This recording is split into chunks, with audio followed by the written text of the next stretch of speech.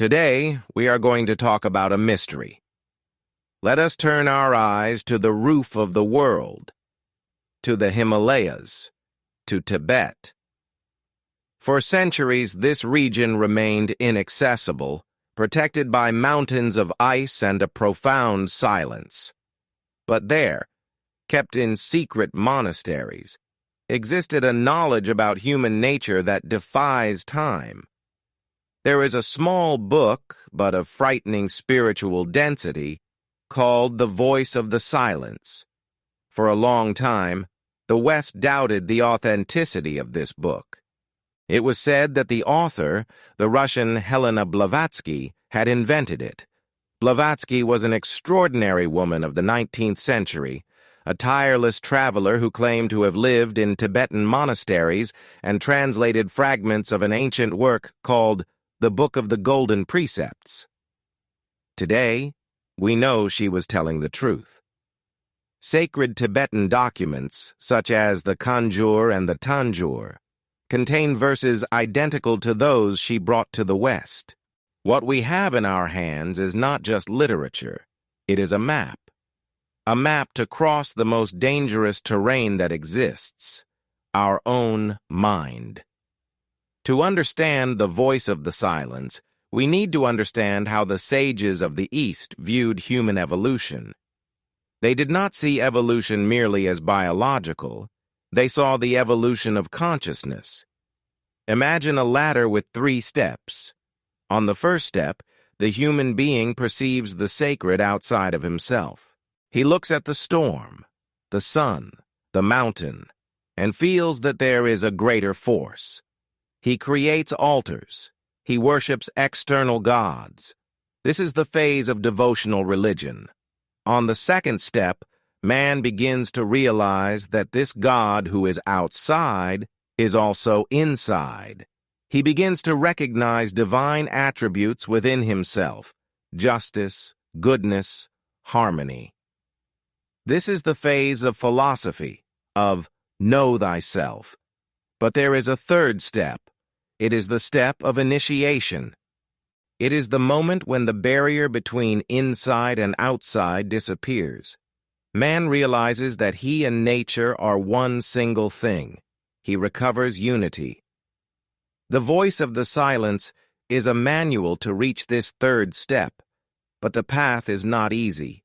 The text says, "Before the soul can see, the harmony within must be attained, and fleshly eyes be rendered blind to all illusion." This sounds radical, and it is.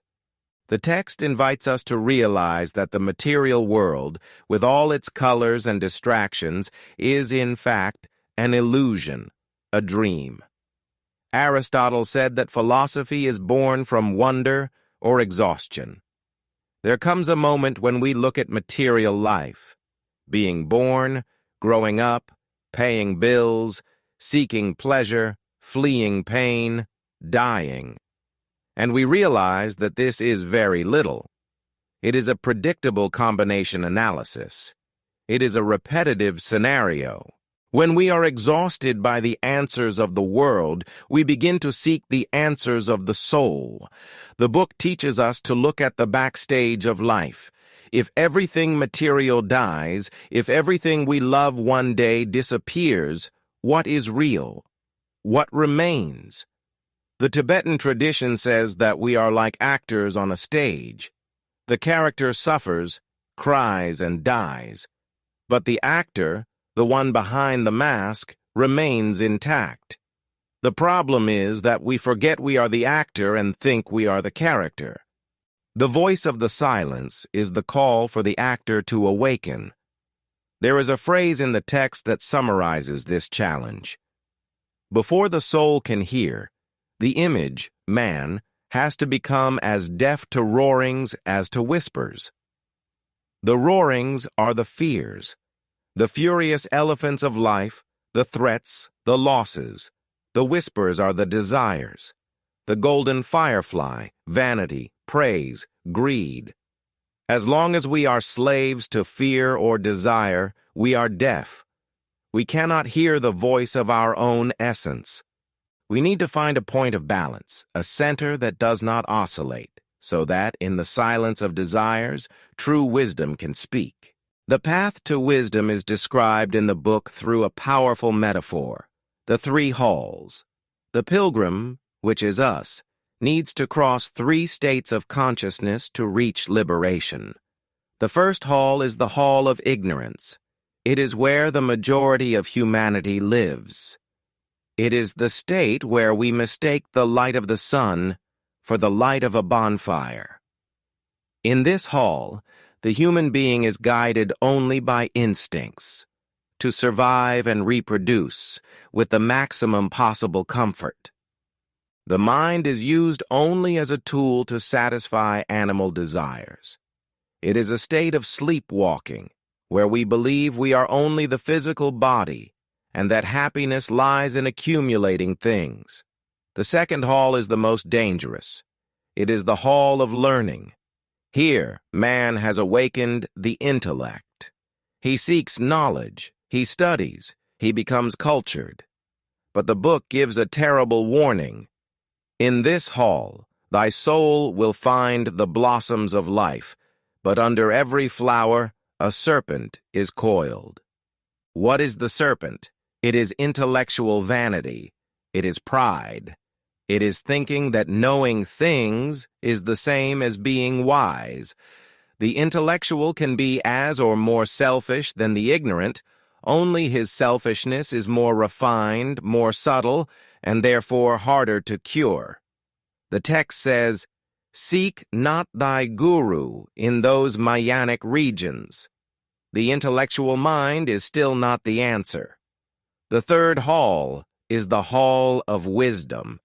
Here, knowledge ceases to be theory and becomes life.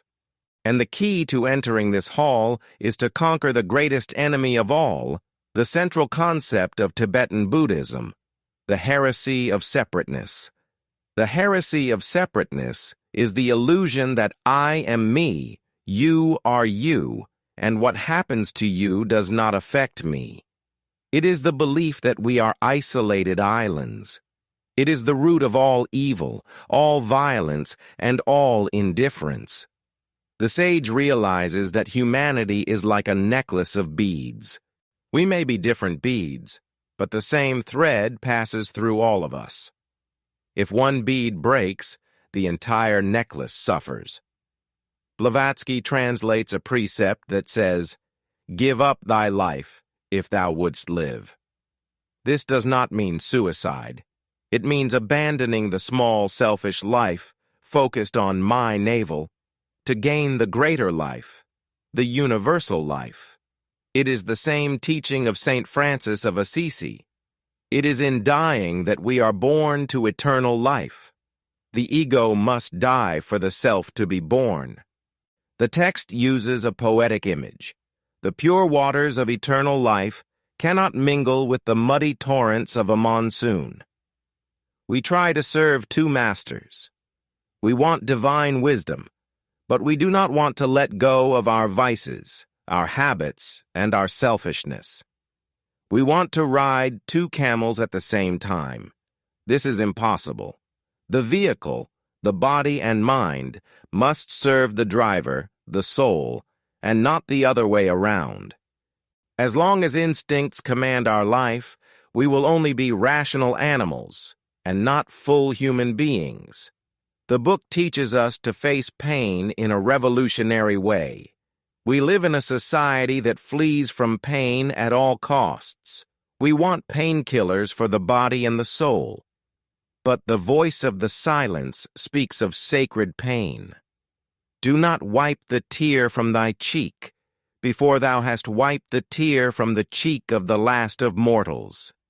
Pain, when well understood, is a whetstone. It sharpens our soul. Necessity is what makes the frog jump. It is discomfort that makes us seek evolution. If we were always comfortable, we would never move from our place. The pain of humanity must be our pain. This is the fuel, so that we do not remain stagnant in our own spiritual laziness.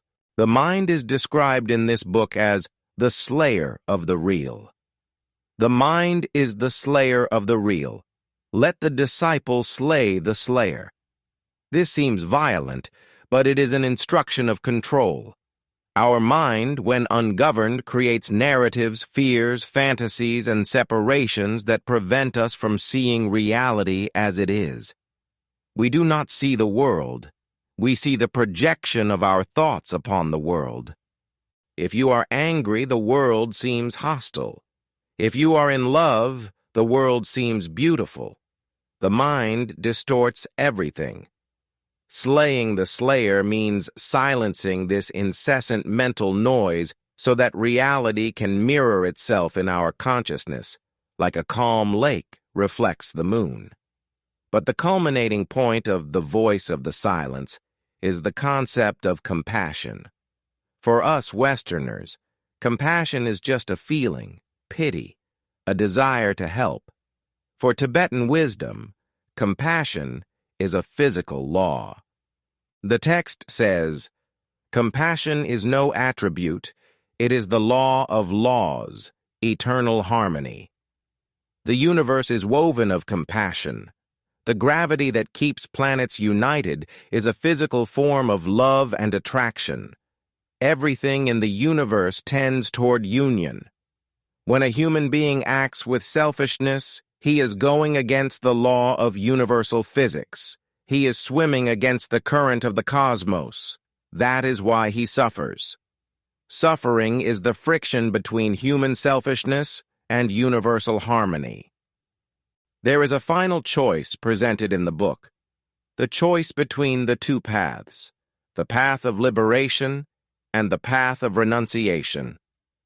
In the path of liberation, the sage attains enlightenment and enters nirvana, freeing himself from all suffering. It is a legitimate path. But there is a path considered superior, the path of the Bodhisattva, the one who renounces. The Bodhisattva is the one who reaches the door of nirvana, sees eternal peace, but refuses to enter. He looks back and sees that humanity is still suffering. He says, "I will not enter while there is a single human being suffering out there." He returns. He puts on the heavy flesh again.